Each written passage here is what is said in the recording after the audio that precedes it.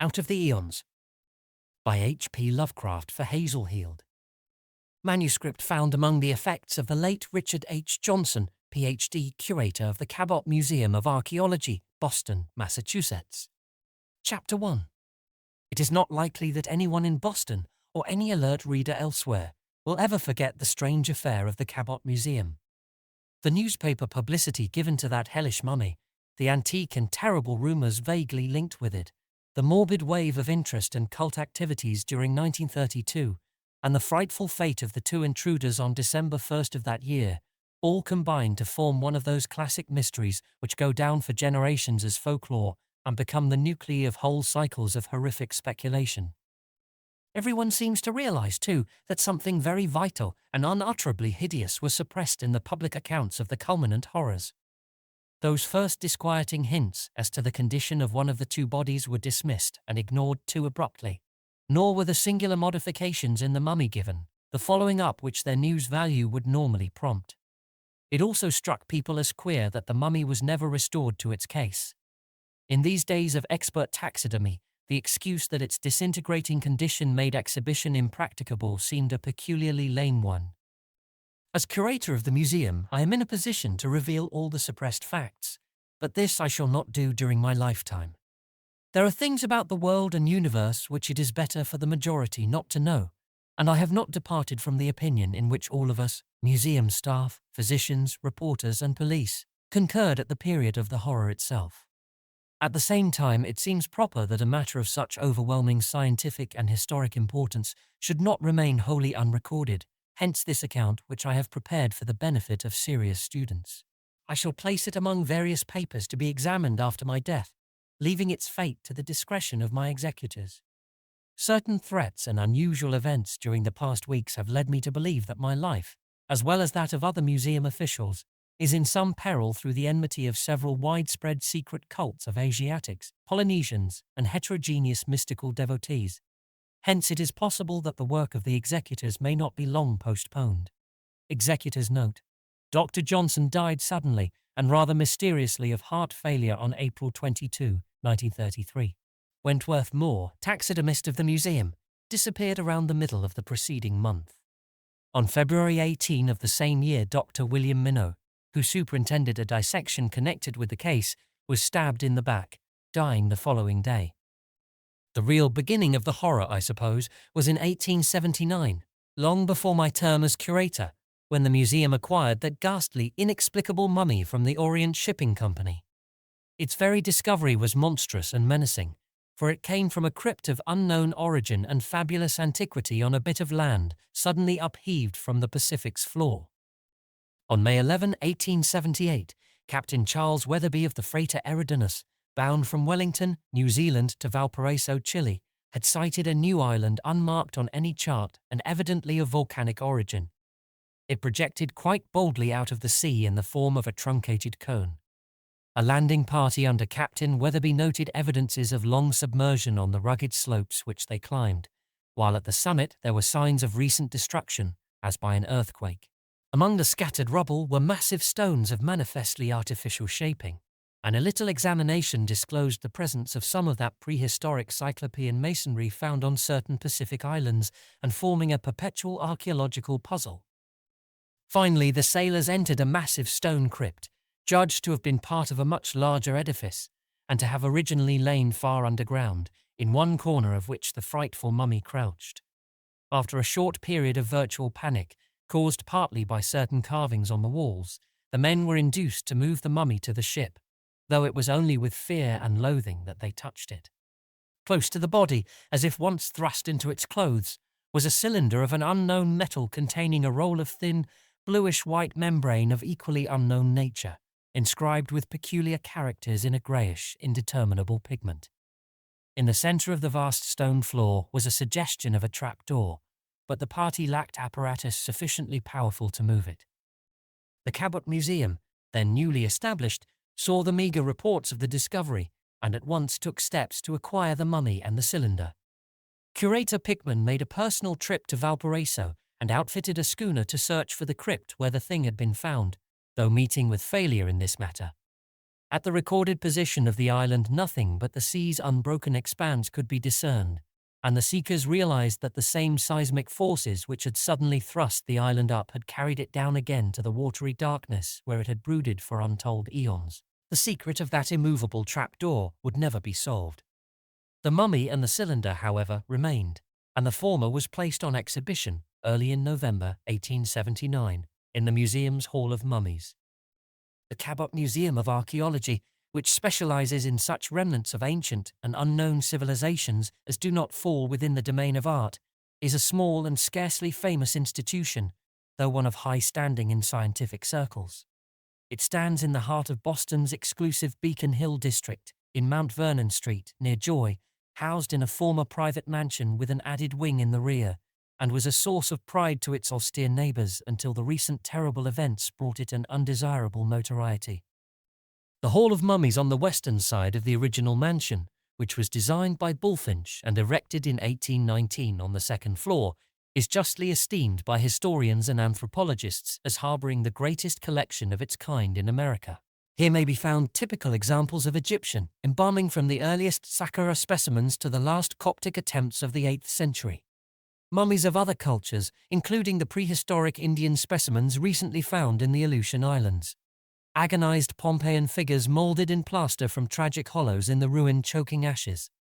Naturally mummified bodies from mines and other excavations in all parts of the earth, some surprised by their terrible entombment in the grotesque postures caused by their last, tearing death throes, everything, in short, which any collection of the sort could well be expected to contain. In 1879, of course, it was much less ample than it is now. Yet even then it was remarkable. But that shocking thing from the primal Cyclopean crypt on an ephemeral sea-spawned island was always its chief attraction and most impenetrable mystery. The mummy was that of a medium-sized man of unknown race, and was cast in a peculiar crouching posture. The face, half shielded by claw-like hands, had its under jaw thrust far forward, while the shriveled features bore an expression of fright so hideous that few spectators could view them unmoved. The eyes were closed, with lids clamped down tightly over eyeballs apparently bulging and prominent. Bits of hair and beard remained, and the colour of the whole was a sort of dull neutral grey. In texture, the thing was half leathery and half stony, forming an insoluble enigma to those experts who sought to ascertain how it was embalmed. In places bits of its substance were eaten away by time and decay. Rags of some peculiar fabric, with suggestions of unknown designs, still clung to the object. Just what made it so infinitely horrible and repulsive one could hardly say. For one thing, there was a subtle, indefinable sense of limitless antiquity and utter alienage, which affected one like a view from the brink of a monstrous abyss of unplumbed blackness. But mostly it was the expression of crazed fear on the puckered, prognathous, half-shielded face. Such a symbol of infinite, inhuman cosmic fright could not help communicating the emotion to the beholder amidst a disquieting cloud of mystery and vain conjecture. Among the discriminating few who frequented the Cabot Museum, this relic of an elder, forgotten world soon acquired an unholy fame, though the institution's seclusion and quiet policy prevented it from becoming a popular sensation of the Cardiff giant sort. In the last century, the art of vulgar ballyhoo had not invaded the field of scholarship to the extent it has now succeeded in doing. Naturally, savants of various kinds tried their best to classify the frightful object, though always without success. Theories of a bygone Pacific civilization, of which the Easter Island images and the megalithic masonry of Ponape and Nan Matol are conceivable vestiges, were freely circulated among students, and learned journals carried varied and often conflicting speculations on a possible former continent, whose peaks survive as the myriad islands of Melanesia and Polynesia. The diversity in dates assigned to the hypothetical vanished culture or continent was at once bewildering and amusing. Yet some surprisingly relevant allusions were found in certain myths of Tahiti and other islands. Meanwhile, the strange cylinder and its baffling scroll of unknown hieroglyphs, carefully preserved in the museum library, received their due share of attention. No question could exist as to their association with the mummy. Hence all realized that in the unraveling of their mystery, the mystery of the shriveled horror would in all probability be unraveled as well. The cylinder, about 4 inches long by 7/8 of an inch in diameter, was of a queerly iridescent metal utterly defying chemical analysis and seemingly impervious to all reagents. It was tightly fitted with a cap of the same substance and bore engraved figurines of an evidently decorative and possibly symbolic nature, conventional designs which seemed to follow a peculiarly alien, paradoxical, and doubtfully describable system of geometry. Not less mysterious was the scroll it contained, a neat roll of some thin, bluish-white, unanalyzable membrane, coiled round a slim rod of metal like that of the cylinder, and unwinding to a length of some 2 feet. The large, bold hieroglyphs, extending in a narrow line down the center of the scroll and penned or painted with a grey pigment defying analysis, resembled nothing known to linguists and paleographers, and could not be deciphered despite the transmission of photographic copies to every living expert in the given field. It is true that a few scholars, unusually versed in the literature of occultism and magic, found vague resemblances between some of the hieroglyphs and certain primal symbols described or cited in 2 or 3 very ancient, obscure and esoteric texts, such as the Book of Ibon, reputed to descend from forgotten Hyperborea, the Pinacotic fragments, alleged to be pre-human, and the monstrous and forbidden Necronomicon of the mad Arab Abdul al-Hazred. None of these resemblances, however, was beyond dispute, and because of the prevailing low estimation of occult studies, no effort was made to circulate copies of the hieroglyphs among mystical specialists. Had such circulation occurred at this early date, the later history of the case might have been very different. Indeed, a glance at the hieroglyphs by any reader of von Junst's horrible nameless cults would have established a linkage of unmistakable significance. At this period, however, the readers of that monstrous blasphemy were exceedingly few, copies having been incredibly scarce in the interval between the suppression of the original Dusseldorf edition 1839 and of the Bridewell translation 1845 and the publication of the expurgated reprint by the Golden Goblin Press in 99. Practically speaking, no occultist or student of the primal past's esoteric lore had his attention called to the strange scroll until the recent outburst of sensational journalism which precipitated the horrible climax. Chapter 2. Thus matters glided along for a half-century following the installation of the frightful mummy at the museum. The gruesome object had a local celebrity among cultivated Bostonians, but no more than that, while the very existence of the cylinder and scroll, after a decade of futile research, was virtually forgotten. So quiet and conservative was the Cabot Museum that no reporter or feature writer ever thought of invading its uneventful precincts for rabble-tickling material. The invasion of Ballyhoo commenced in the spring of 1931, when a purchase of somewhat spectacular nature, that of the strange objects and inexplicably preserved bodies found in crypts beneath the almost vanished and evilly famous ruins of Château Fausisflamme in Avroigny, France, brought the museum prominently into the news columns. True to its hustling policy, the Boston Pillar sent a Sunday feature writer to cover the incident and pad it with an exaggerated general account of the institution itself. And this young man, Stuart Reynolds by name, hit upon the nameless mummy as a potential sensation far surpassing the recent acquisitions, nominally forming his chief assignment. A smattering of theosophical lore and a fondness for the speculations of such writers as Colonel Churchward and Lewis Spence concerning lost continents and primal forgotten civilizations made Reynolds especially alert toward any Aeonian relic like the unknown mummy. At the museum, the reporter made himself a nuisance through constant, and not always intelligent questionings and endless demands for the movement of encased objects to permit photographs from unusual angles. In the basement library room, he pored endlessly over the strange metal cylinder and its membranous scroll, photographing them from every angle and securing pictures of every bit of the weird hieroglyphed text. He likewise asked to see all books with any bearing whatever on the subject of primal cultures and sunken continents, sitting for 3 hours taking notes, and leaving only in order to hasten to Cambridge for a sight, if permission were granted of the abhorred and forbidden Necronomicon at the Widener Library. On April 5th, the article appeared in the Sunday Pillar, smothered in photographs of mummy, cylinder and hieroglyphed scroll, and couched in the peculiarly simpering, infantile style which the Pillar affects for the benefit of its vast and mentally immature clientele.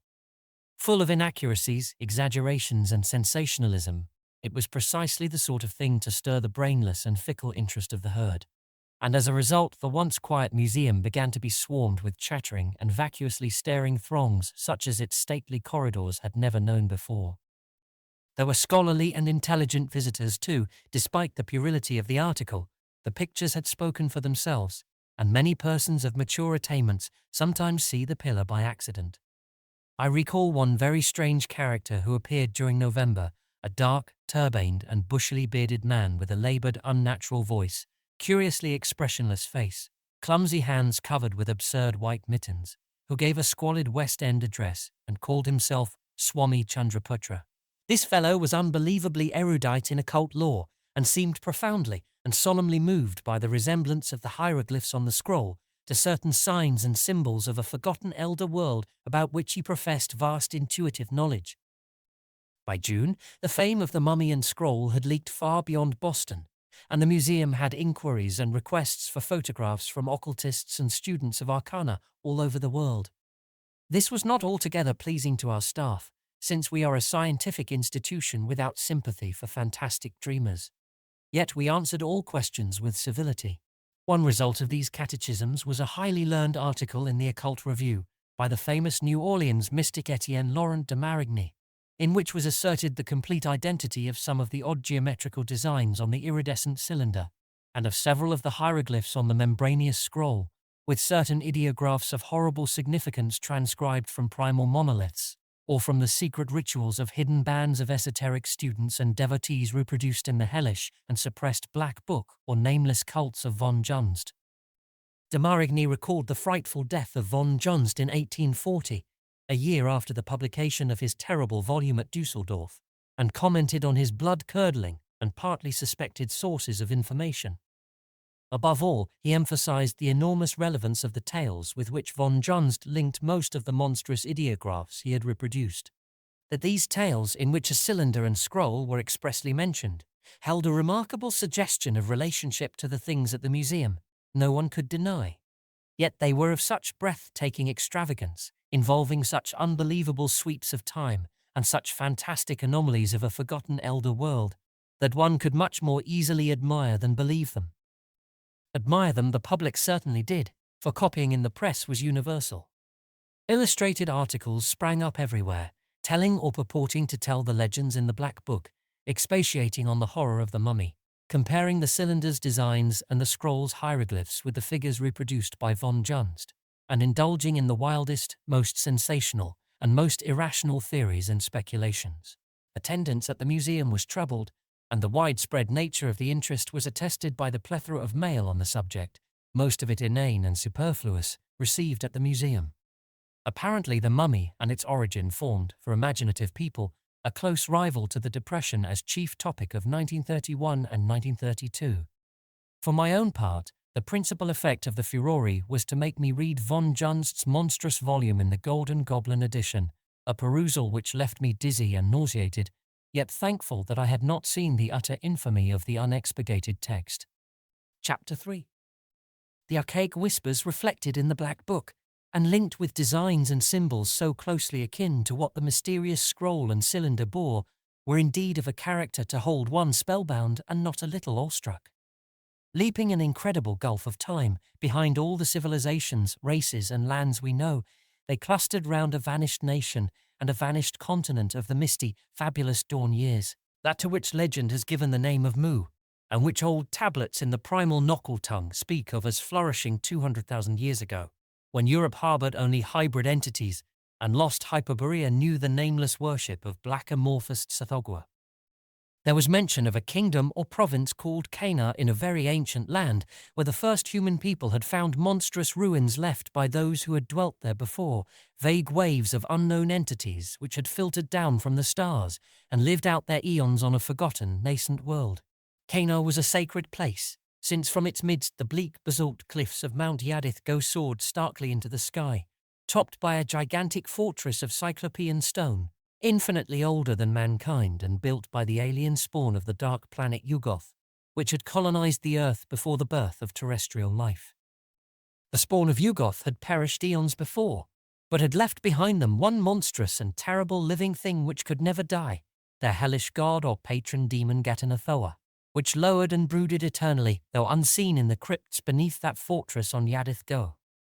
No human creature had ever climbed Yadith-Go or seen that blasphemous fortress, except as a distant and geometrically abnormal outline against the sky. Yet most agreed that Ghatanothoa was still there, wallowing and burrowing in unsuspected abysses beneath the megalithic walls. There were always those who believed that sacrifices must be made to Ghatanothoa, lest it crawl out of its hidden abysses and waddle horribly through the world of men, as it had once waddled through the primal world of the Yuggoth spawn.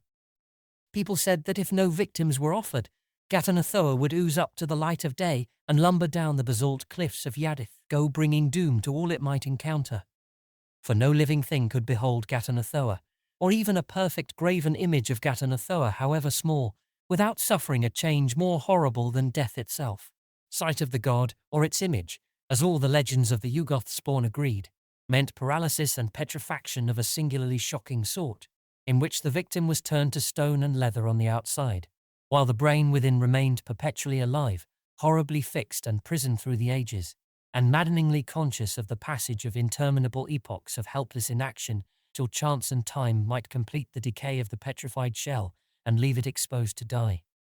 Most brains, of course, would go mad long before this eon-deferred release could arrive. No human eyes, it was said, had ever glimpsed Ghatanothoa, though the danger was as great now as it had been for the Yuggoth spawn. And so there was a cult in Cana which worshipped Ghatanothoa and each year sacrificed to it 12 young warriors and 12 young maidens. These victims were offered up on flaming altars in the marble temple near the mountain's base, for none dared climb Yadith-Go's basalt cliffs or draw near to the Cyclopean pre-human stronghold on its crest. Vast was the power of the priests of Ghatanothoa, since upon them alone depended the preservation of Cana and of all the land of Mu from the petrifying emergence of Ghatanothoa out of its unknown burrows. There were in the land 100 priests of the dark god, under Amashmo the high priest, who walked before King Theban at the Nath feast, and stood proudly whilst the king knelt at the Doric shrine.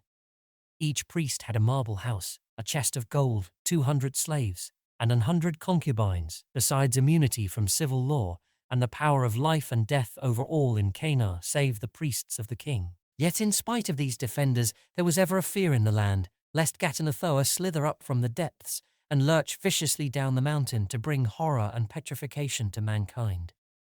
In the latter years, the priests forbade men even to guess or imagine what its frightful aspect might be. It was in the year of the Red Moon, estimated as BC 173, 148 by von Junst, that a human being first dared to breathe defiance against Ghatanothoa and its nameless menace. This bold heretic was Tcho-Tcho, high priest of Shub-Niggurath and guardian of the copper temple of the goat with 1,000 young. Tcho-Tcho had thought long on the powers of the various gods, and had had strange dreams and revelations touching the life of this and earlier worlds. In the end, he felt sure that the gods friendly to man could be arrayed against the hostile gods, and believed that Shub-Niggurath, Nug, and Yeb, as well as Yig the serpent god, were ready to take sides with man against the tyranny and presumption of Ghatanothoa. Inspired by the mother goddess, Tcho-Tcho wrote down a strange formula in the hieratic knuckle of his order, which he believed would keep the possessor immune from the dark god's petrifying power. With this protection, he reflected, it might be possible for a bold man to climb the dreaded basalt cliffs and, first of all human beings, enter the Cyclopean fortress beneath which Ghatanothoa reputedly brooded. Face to face with the god, and with the power of Shub-Niggurath and her sons on his side, Tcho-Tcho believed that he might be able to bring it to terms and at last deliver mankind from its brooding menace. With humanity freed through his efforts, there would be no limits to the honours he might claim. All the honours of the priests of Ghatanothoa would perforce be transferred to him, and even kingship or godhood might conceivably be within his reach. So Tcho-Tcho wrote his protective formula on a scroll of Pythagorean membrane according to von Junst, the inner skin of the extinct Yakith lizard, and enclosed it in a carven cylinder of log metal, the metal brought by the Elder Ones from Yuggoth and found in no mine of earth. This charm, carried in his robe, would make him proof against the menace of Ghatanothoa. It would even restore the dark god's petrified victims, if that monstrous entity should ever emerge and begin its devastations. Thus he proposed to go up the shunned and man-untrodden mountain, invade the alien-angled citadel of Cyclopean stone, and confront the shocking devil entity in its lair. Of what would follow, he could not even guess, but the hope of being mankind's savior lent strength to his will. He had, however, reckoned without the jealousy and self-interest of Ghatanothoa's pampered priests. No sooner did they hear of his plan than, fearful for their prestige and privilege in case the demon god should be dethroned, they set up a frantic clamour against the so-called sacrilege, crying that no man might prevail against Ghatanothoa, and that any effort to seek it out would merely provoke it to a hellish onslaught against mankind which no spell or priestcraft could hope to avert. With those cries they hoped to turn the public mind against Tcho-Tcho. Yet such was the people's yearning for freedom from Ghatanothoa, and such their confidence in the skill and zeal of Tcho-Tcho, that all the protestations came to naught. Even the king, usually a puppet of the priests, refused to forbid Tcho-Tcho's daring pilgrimage. It was then that the priests of Ghatanothoa did by stealth what they could not do openly. One night Mo, the high priest, stole to Tcho-Tcho in his temple chamber and took from his sleeping form the metal cylinder, silently drawing out the potent scroll and putting in its place another scroll of great similitude, yet varied enough to have no power against any god or demon. When the cylinder was slipped back into the sleeper's cloak, Mo was content, for he knew Tcho-Tcho was little likely to study that cylinder's contents again. Thinking himself protected by the true scroll, the heretic would march up the forbidden mountain and into the evil presence, and Ghatanothoa, unchecked by any magic, would take care of the rest. It would no longer be needful for Ghatanothoa's priests to preach against the defiance. Let Tcho-Tcho go his way and meet his doom, and secretly the priests would always cherish the stolen scroll, the true and potent charm, handing it down from one high priest to another for use in any dim future when it might be needful to contravene the devil god's will. So the rest of the night Mo slept in great peace, with the true scroll in a new cylinder fashioned for its harbourage. It was dawn on the day of the Sky Flames nomenclature undefined by Von Johns that Tcho-Tcho, amidst the prayers and chanting of the people, and with King Thaban's blessing on his head, started up the dreaded mountain with a staff of Teleth wood in his right hand. Within his robe was the cylinder holding what he thought to be the true charm, for he had indeed failed to find out the imposture. Nor did he see any irony in the prayers which Mo and the other priests of Ghatanothoa intoned for his safety and success.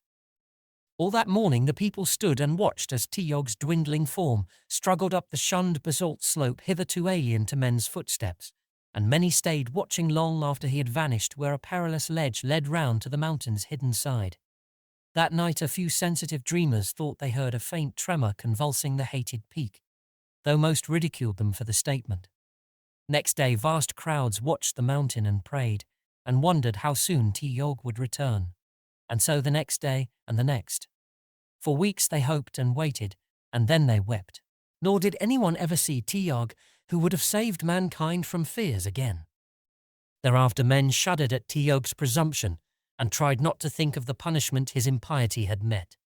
And the priests of Ghatanothoa smiled to those who might resent the god's will or challenge its right to the sacrifices. In later years the ruse of Mo became known to the people, yet the knowledge availed not to change the general feeling that Ghatanothoa were better left alone. None ever dared to defy it again, and so the ages rolled on, and king succeeded king, and high priest succeeded high priest, and nations rose and decayed, and lands rose above the sea and returned into the sea, and with many millennia decay fell upon Cana, till at last on a hideous day of storm and thunder, terrific rumbling and mountain-high waves, all the land of Mu sank into the sea forever. Yet down the later eons thin streams of ancient secrets trickled. In distant lands there met together grey-faced fugitives who had survived the sea fiend's rage, and strange skies drank the smoke of altars reared to vanished gods and demons. Though none knew to what bottomless deep the sacred peak and cyclopean fortress of dreaded Ghatanothoa had sunk, there were still those who mumbled its name and offered to it nameless sacrifices lest it bubble up through leagues of ocean and shamble among men spreading horror and petrifaction. Around the scattered priests grew the rudiments of a dark and secret cult, secret because the people of the new lands had other gods and devils, and thought only evil of elder and alien ones, and within that cult many hideous things were done, and many strange objects cherished. It was whispered that a certain line of elusive priests still harboured the true charm against Ghatanothoa, which Mo stole from the sleeping Tcho-Tcho. though none remained who could read or understand the cryptic syllables, or who could even guess in what part of the world the lost Cana, the dreaded peak of Yadith-Go, and the Titan fortress of the devil god had lain. Though it flourished chiefly in those Pacific regions around which Mu itself had once stretched, there were rumors of the hidden and detested cult of Ghatanothoa in ill-fated Atlantis and on the abhorred plateau of Leng. Von Junst implied its presence in the fabled subterranean kingdom of Cain-Yan and gave clear evidence that it had penetrated Egypt, Chaldea, Persia, China, the forgotten Semite empires of Africa, and Mexico and Peru in the New World. That it had a strong connection with the witchcraft movement in Europe, against which the bulls of popes were vainly directed, he more than strongly hinted. The West, however, was never favourable to its growth, and public indignation, aroused by glimpses of hideous rites and nameless sacrifices, wholly stamped out many of its branches. In the end it became a hunted, doubly furtive underground affair, yet never could its nucleus be quite exterminated. It always survived somehow, chiefly in the Far East and on the Pacific Islands, where its teachings became merged into the esoteric lore of the Polynesian Arioi. Von Junst gave subtle and disquieting hints of actual contact with the cult, so that as I read I shuddered at what was rumoured about his death. He spoke of the growth of certain ideas regarding the appearance of the devil god, a creature which no human being, unless it were the too daring Tcho-Tcho, who had never returned, had ever seen, and contrasted this habit of speculation with the taboo prevailing in ancient Mu against any attempt to imagine what the horror looked like. There was a peculiar fearfulness about the devotees' awed and fascinated whispers on this subject, whispers heavy with morbid curiosity concerning the precise nature of what Tcho-Tcho might have confronted in that frightful pre-human edifice on the dreaded and now sunken mountains before the end, if it was an end, finally came, and I felt oddly disturbed by the German scholar's oblique and insidious references to this topic. Scarcely less disturbing were von Junst's conjectures on the whereabouts of the stolen scroll of cantrips against Ghatanothoa, and on the ultimate uses to which this scroll might be put. Despite all my assurance that the whole matter was purely mythical, I could not help shivering at the notion of a latter-day emergence of the monstrous god, and at the picture of an humanity turned suddenly to a race of abnormal statues, each encasing a living brain doomed to inert and helpless consciousness for untold eons of futurity. The old Dusseldorf savant had a poisonous way of suggesting more than he stated, and I could understand why his damnable book was suppressed in so many countries as blasphemous, dangerous, and unclean. I writhed with repulsion, yet the thing exerted an unholy fascination, and I could not lay it down till I had finished it. The alleged reproductions of designs and ideographs from Mu were marvellously and startlingly like the markings on the strange cylinder and the characters on the scroll, and the whole account teemed with details having vague, irritating suggestions of resemblance to things connected with the hideous mummy. The cylinder and scroll, the Pacific setting, the persistent notion of old captain, whether be that the Cyclopean crypt where the mummy was found had once lain under a vast building. Somehow I was vaguely glad that the volcanic island had sunk before that massive suggestion of a trapdoor could be opened. Chapter 4. What I read in the Black Book formed a fiendishly apt preparation for the news items and closer events which began to force themselves upon me in the spring of 1932. I can scarcely recall just when the increasingly frequent reports of police action against the odd and fantastical religious cults in the Orient and elsewhere commenced to impress me. But by May or June I realized that there was, all over the world, a surprising and unwanted burst of activity on the part of bizarre, furtive and esoteric mystical organizations ordinarily quiescent and seldom heard from. It is not likely that I would have connected these reports with either the hints of von Junst or the popular furore over the mummy and cylinder in the museum, but for certain significant syllables and persistent resemblances, sensationally dwelt upon by the press, in the rites and speeches of the various secret celebrants brought to public attention. As it was, I could not help remarking with disquiet the frequent recurrence of a name, in various corrupt forms, which seemed to constitute a focal point of all the cult worship, and which was obviously regarded with a singular mixture of reverence and terror. Some of the forms quoted were Gitanta Tanota, and Tha, Gatan, and Ketan-Ta, and it did not require the suggestions of my now numerous occultist correspondents to make me see in these variants a hideous and suggestive kinship to the monstrous name rendered by von Junst as Ghatanothoa. There were other disquieting features too. Again and again, the reports cited vague or struck references to a true scroll, something on which tremendous consequences seemed to hinge, and which was mentioned as being in the custody of a certain Nagob, whoever and whatever he might be.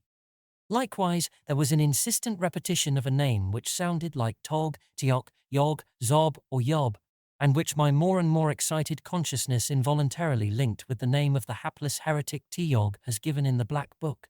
This name was usually uttered in connection with such cryptical phrases as, "It is none other than he. He had looked upon its face. He knows all, though he can neither see nor feel. He has brought the memory down through the eons. The true scroll will release him. Nagob has the true scroll. He can tell where to find it." Something very queer was undoubtedly in the air, and I did not wonder when my occultist correspondents, as well as the sensational Sunday papers, began to connect the new abnormal stirrings with the legends of Mu on the one hand, and with the frightful mummy's recent exploitation on the other hand.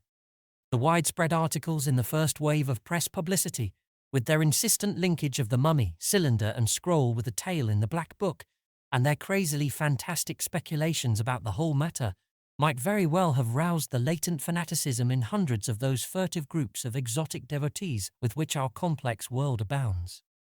Nor did the papers cease adding fuel to the flames, for the stories on the cult stirrings were even wilder than the earlier series of yarns.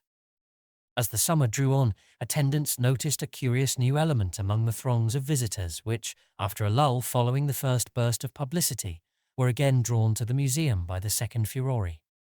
More and more frequently, there were persons of strange and exotic aspect, swarthy Asiatics, long-haired nondescripts, and bearded brown men who seemed unused to European clothes, who would invariably inquire for the Hall of Mummies and would subsequently be found staring at the hideous Pacific specimen in a veritable ecstasy of fascination. Some quiet, sinister undercurrent in this flood of eccentric foreigners seemed to impress all the guards, and I myself was far from undisturbed. I could not help thinking of the prevailing cult stirrings among just such exotics as these, and the connection of those stirrings with myths all too close to the frightful mummy and its cylinder scroll. At times I was half tempted to withdraw the mummy from exhibition, especially when an attendant told me that he had several times glimpsed strangers making odd obeisances before it, and had overheard sing-song mutterings which sounded like chants or rituals addressed to it at hours when the visiting throngs were somewhat thinned. One of the guards acquired a queer nervous hallucination about the petrified horror in the lone glass case, alleging that he could see from day to day certain vague, subtle, and infinitely slight changes in the frantic flexion of the bony claws and in the fear-crazed expression of the leathery face. He could not get rid of the loathsome idea that those horrible, bulging eyes were about to pop suddenly open. It was early in September, when the curious crowds had lessened and the Hall of Mummies was sometimes vacant, that the attempt to get at the mummy by cutting the glass of its case was made. The culprit, a swarthy Polynesian, was spied in time by a guard and was overpowered before any damage occurred. Upon investigation, the fellow turned out to be an Hawaiian notorious for his activity in certain underground religious cults and having a considerable police record in connection with abnormal and inhuman rites and sacrifices. Some of the papers found in his room were highly puzzling and disturbing, including many sheets covered with hieroglyphs closely resembling those on the scroll at the museum and in the Black Book of von Junst. But regarding these things he could not be prevailed upon to speak.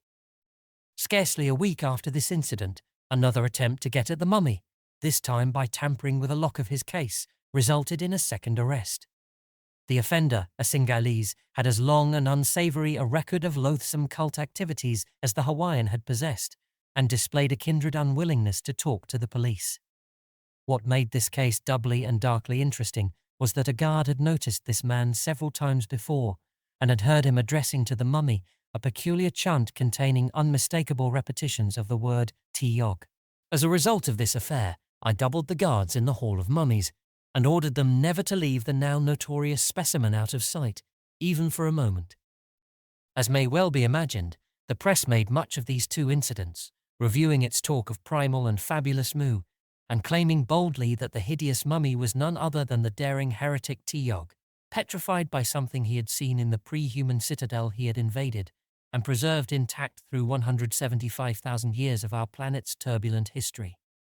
that the strange devotees represented cults descended from Mu, and that they were worshipping the mummy, or perhaps even seeking to awaken it to life by spells and incantations, was emphasized and reiterated in the most sensational fashion.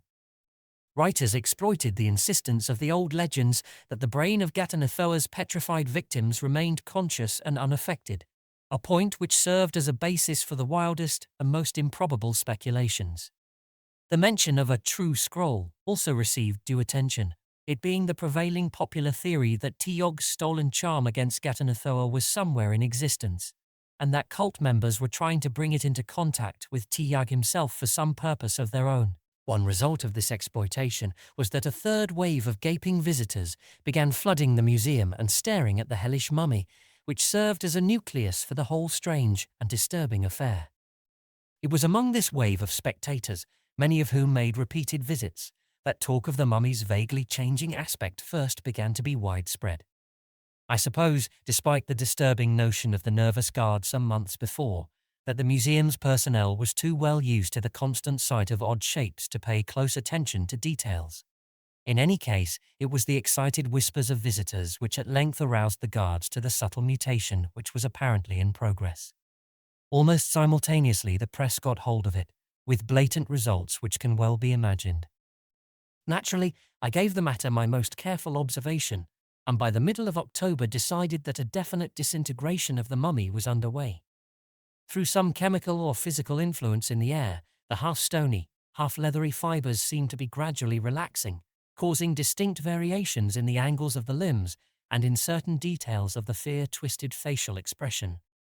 After a half-century of perfect preservation, this was a highly disconcerting development, and I had the museum's taxidermist, Dr. Moore, go carefully over the gruesome object several times. He reported a general relaxation and softening, and gave the thing 2 or 3 astringent sprayings, but did not dare to attempt anything drastic, lest there be a sudden crumbling and accelerated decay. The effect of all this upon the gaping crowds was curious. Heretofore each new sensation sprung by the press had brought fresh waves of staring and whispering visitors, but now, though the papers blathered endlessly about the mummy's changes, the public seemed to have acquired a definite sense of fear which outranked even its morbid curiosity. People seemed to feel that a sinister aura hovered over the museum, and from a high peak the attendance fell to a level distinctly below normal. This lessened attendance gave added prominence to the stream of freakish foreigners who continued to infest the place, and whose numbers seemed in no way diminished. On November 18th, a Peruvian of Indian blood suffered a strange hysterical or epileptic seizure in front of the mummy, afterwards shrieking from his hospital cot. It tried to open its eyes. Tcho-Tcho tried to open his eyes and stare at me. I was by this time on the point of removing the object from exhibition, but permitted myself to be overruled at a meeting of our very conservative directors. However, I could see that the museum was beginning to acquire an unholy reputation in its austere and quiet neighborhood. After this incident, I gave instructions that no one be allowed to pause before the monstrous Pacific relic for more than a few minutes at a time. It was on November 24th, after the museum's 5 o'clock closing, that one of the guards noticed a minute opening of the mummy's eyes. The phenomenon was very slight, nothing but a thin crescent of cornea being visible in either eye, but it was none the less of the highest interest. Dr. Moore, having been summoned hastily, was about to study the exposed bits of eyeball with a magnifier when his handling of the mummy caused the leathery lids to fall tightly shut again. All gentle efforts to open them failed, and the taxidermist did not dare to apply drastic measures. When he notified me of all this by telephone, I felt a sense of mounting dread hard to reconcile with the apparently simple event concerned. For a moment I could share the popular impression that some evil amorphous blight from unplumbed deeps of time and space hung murkily and menacingly over the museum. 2 nights later, a sullen Filipino was trying to secrete himself in the museum at closing time. Arrested and taken to the station, he refused even to give his name and was detained as a suspicious person. Meanwhile, the strict surveillance of the mummy seemed to discourage the odd hordes of foreigners from haunting it. At least, the number of exotic visitors distinctly fell off after the enforcement of the move along order. It was during the early morning hours of Thursday, December 1st, that a terrible climax developed.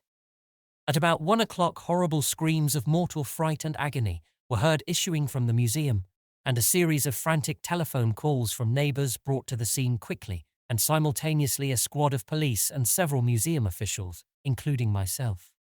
Some of the policemen surrounded the building while others, with the officials, cautiously entered. In the main corridor, we found the night watchman strangled to death, a bit of East Indian hemp still knotted around his neck, and realized that despite all precautions, some darkly evil intruder or intruders had gained access to the place. Now, however, a tomb-like silence enfolded everything, and we almost feared to advance upstairs to the fateful wing, where we knew the core of the trouble must lurk.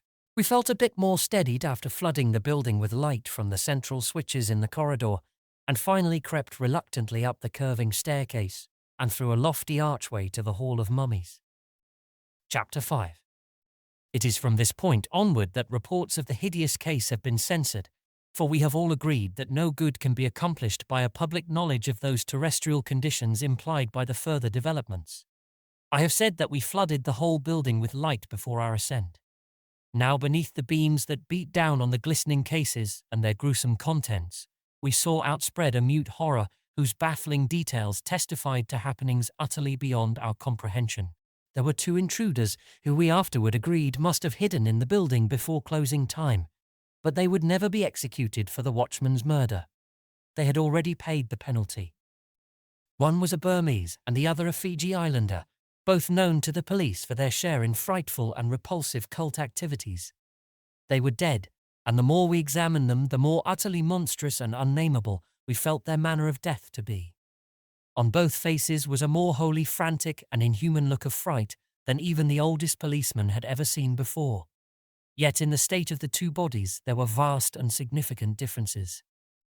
The Burmese lay collapsed close to the nameless mummy's case, from which a square of glass had been neatly cut. In his right hand was a scroll of bluish membrane, which I at once saw was covered with greyish hieroglyphs, almost a duplicate of the scroll in the strange cylinder in the library downstairs, though later study brought out subtle differences. There was no mark of violence on the body, and in view of the desperate, agonized expression on the twisted face, we could only conclude that the man died of sheer fright. It was the closely adjacent Fijian, though, that gave us the profoundest shock. One of the policemen was the first to feel of him, and the cry of fright he emitted added another shudder to that neighborhood's night of terror. We ought to have known from the lethal greyness of the once black, fear-twisted face and of the bony hands, one of which still clutched an electric torch, that something was hideously wrong. Yet every one of us was unprepared for what that officer's hesitant touch disclosed. Even now I can think of it only with a paroxysm of dread and repulsion. To be brief, the hapless invader, who less than an hour before had been a sturdy living Melanesian bent on unknown evils, was now a rigid, ash-grey figure of stony, leathery petrification, in every respect identical with the crouching, eon-old blasphemy in the violated glass case. Yet that was not the worst. Crowning all other horrors, and indeed seizing our shocked attention before we turned to the bodies on the floor, was the state of the frightful mummy. No longer could its changes be called vague and subtle, for it had now made radical shifts of posture. It had sagged and slumped with a curious loss of rigidity. Its bony claws had sunk until they no longer even partly covered its leathery, fear-crazed face. And God help us, its hellish bulging eyes had popped wide open and seemed to be staring directly at the 2 intruders who had died of fright or worse. That ghastly dead fish stare was hideously mesmerizing, and it haunted us all the time we were examining the bodies of the invaders. Its effect on our nerves was damnably queer, for we somehow felt a curious rigidity creeping over us and hampering our simplest motions, a rigidity which later vanished very oddly when we passed the hieroglyphed scroll around for inspection. Every now and then I felt my gaze drawn irresistibly toward those horrible bulging eyes in the case, and when I returned to study them after viewing the bodies, I thought I detected something very singular about the glassy surface of the dark and marvelously well-preserved pupils. The more I looked, the more fascinated I became, and at last I went down to the office, despite that strange stiffness in my limbs, and brought up a strong multiple magnifying glass. With this I commenced a very close and careful survey of the fishy pupils, while the others crowded expectantly around. I had always been rather skeptical of the theory that scenes and objects become photographed on the retina of the eye in cases of death or coma. Yet no sooner did I look through the lens than I realized the presence of some sort of image other than the room's reflection in the glassy, bulging optics of this nameless spawn of the Aeons. Certainly, there was a dimly outlined scene on the age-old retinal surface, and I could not doubt that it formed the last thing on which those eyes had looked in life, countless millennia ago. It seemed to be steadily fading, and I fumbled with the magnifier in order to shift another lens into place. Yet it must have been accurate and clear-cut, even if infinitesimally small, when in response to some evil spell or act connected with their visit, it had confronted those intruders who were frightened to death. With the extra lens I could make out many details formerly invisible, and the awed group around me hung on the flood of words with which I tried to tell what I saw. For here, in the year 1932, a man in the city of Boston was looking on something which belonged to an unknown and utterly alien world. A world that vanished from existence and normal memory eons ago. There was a vast room, a chamber of cyclopean masonry, and I seemed to be viewing it from one of its corners. On the walls were carvings so hideous that even in this imperfect image, their stark blasphemousness and bestiality sickened me. I could not believe that the carvers of these things were human, or that they had ever seen human beings when they shaped the frightful outlines which leered at the beholder. In the center of the chamber was a colossal trapdoor of stone, pushed upward to permit the emergence of some object from below. The object should have been clearly visible indeed, must have been when the eyes first opened before the fear-stricken intruders, though under my lenses it was merely a monstrous blur. As it happened, I was studying the right eye, only when I brought the extra magnification into play. A moment later I wished fervently that my search had ended there. As it was, however, the zeal of discovery and revelation was upon me, and I shifted my powerful lenses to the mummy's left eye in the hope of finding the image less faded on that retina. My hands, trembling with excitement and unnaturally stiff from some obscure influence, were slow in bringing the magnifier into focus, but a moment later I realized that the image was less faded than in the other eye. I saw in a morbid flash of half-distinctness the insufferable thing which was welling up through the prodigious trap-door in that cyclopean, immemorially archaic crypt of a lost world, and fell fainting with an inarticulate shriek of which I am not even ashamed. By the time I revived, there was no distinct image of anything in either eye of the monstrous mummy. Sergeant Keefe of the police looked with my glass, for I could not bring myself to face that abnormal entity again, and I thanked all the powers of the cosmos that I had not looked earlier than I did. It took all my resolution and a great deal of solicitation to make me relate what I had glimpsed in the hideous moment of revelation. Indeed, I could not speak till we had all adjourned to the office below, out of sight of that demoniac thing which could not be. For I had begun to harbour the most terrible and fantastic notions about the mummy and its glassy, bulging eyes, that it had a kind of hellish consciousness, seeing all that occurred before it and trying vainly to communicate some frightful message from the gulfs of time. That meant madness, but at last I thought I might be better off if I told what I had half seen. After all, it was not a long thing to tell. Oozing and surging up out of that yawning trap-door in the Cyclopean crypt, I had glimpsed such an unbelievable behemothic monstrosity that I could not doubt the power of its original to kill with its mere sight. Even now I cannot begin to suggest it with any words at my command. I might call it gigantic, tentacled, proboscidean, octopus-eyed, semi-amorphous, plastic, partly squamous and partly rugose, ugh, but nothing I could say could even adumbrate the loathsome, unholy, non-human, extragalactic horror and hatefulness and unutterable evil of that forbidden spawn of black chaos and illimitable night. As I write these words, the associated mental image causes me to lean back faint and nauseated. As I told of the sight to the men around me in the office, I had to fight to preserve the consciousness I had regained. Nor were my hearers much less moved. Not a man spoke above a whisper for a full quarter hour, and there were awed, half-furtive references to the frightful lore in the Black Book, to the recent newspaper tales of cult stirrings, and to the sinister events in the museum. Ghatanothoa. Even its smallest perfect image could petrify Tcho-Tcho, the false scroll. He never came back. The true scroll which could fully or partly undo the petrification, did it survive? The hellish cults, the phrases overheard. It is none other than he. He had looked upon its face. He knows all, though he can neither see nor feel. He had brought the memory down through the eons. The true scroll will release him. Nagob has the true scroll. he can tell where to find it. Only the healing greyness of the dawn brought us back to sanity. A sanity which made of that glimpse of mine a closed topic, something not to be explained or thought of again. We gave out only partial reports to the press and later on cooperated with the papers in making other suppressions. For example, when the autopsy showed the brain and several other internal organs of the petrified Fijian to be fresh and unpetrified, though hermetically sealed by the petrification of the exterior flesh, an anomaly about which physicians are still guardedly and bewilderedly debating, we did not wish a furore to be started. We knew too well what the yellow journals, remembering what was said of the intact-brained and still conscious state of Ghatanothoa's stony leathery victims, would make of this detail. As matters stood, they pointed out that the man who had held the hieroglyphed scroll, and who had evidently thrust it at the mummy through the opening in the case, was not petrified, while the man who had not held it was. When they demanded that we make certain experiments, applying the scroll both to the stony leathery body of the Fijian and to the mummy itself, we indignantly refused to abet such superstitious notions. Of course, the mummy was withdrawn from public view and transferred to the museum laboratory, awaiting a really scientific examination before some suitable medical authority. Remembering past events, we kept it under a strict guard. But even so, an attempt was made to enter the museum at 2:25 a.m. on December 5th. Prompt working of the burglar alarm frustrated the design, though unfortunately the criminal or criminals escaped. But no hint of anything further ever reached the public. I am profoundly thankful.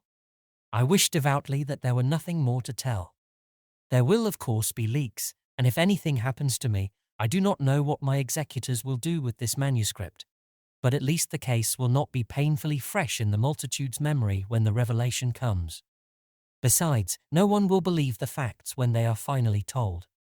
That is the curious thing about the multitude. When their yellow press makes hints, they are ready to swallow anything. But when a stupendous and abnormal revelation is actually made, they laugh it aside as a lie. For the sake of general sanity, it is probably better so. I have said that a scientific examination of the frightful mummy was planned. This took place on December 8th, exactly a week after the hideous culmination of events, and was conducted by the eminent Dr. William Minot, in conjunction with Wentworth Moore, SCD, taxidermist of the museum. Dr. Minot had witnessed the autopsy of the oddly petrified Fijian the week before. There were also present Messrs. Lawrence Cabot and Dudley Saltonstall of the museum's trustees, Drs. Mason, Wells and Carver of the museum staff, 2 representatives of the press, and myself. During the week, the condition of the hideous specimen had not visibly changed, though some relaxation of its fibers caused the position of the glassy, open eyes to shift slightly from time to time. All of the staff dreaded to look at the thing, for its suggestion of quiet, conscious watching had become intolerable, and it was only with an effort that I could bring myself to attend the examination. Dr. Minot arrived shortly after 1 p.m., and within a few minutes began his survey of the mummy. Considerable disintegration took place under his hands, and in view of October, he decided that a thorough dissection ought to be made before the substance was further impaired. The proper instruments being present in the laboratory equipment, he began at once, exclaiming aloud at the odd, fibrous nature of the grey, mummified substance. But his exclamation was still louder when he made the first deep incision, for out of that cut there slowly trickled a thick crimson stream whose nature, despite the infinite ages dividing this hellish mummy's lifetime from the present, was utterly unmistakable. A few more deft strokes revealed various organs in astonishing degrees of non-petrified preservation, all indeed being intact, except where injuries to the petrified exterior had brought about malformation or destruction. The resemblance of this condition to that found in the fright-killed Fiji Islander was so strong that the eminent physician gasped in bewilderment. The perfection of those ghastly bulging eyes was uncanny, and their exact state with respect to petrification was very difficult to determine. At 3:30 p.m. the brain case was opened, and 10 minutes later our stunned group took an oath of secrecy, which only such guarded documents as this manuscript will ever modify.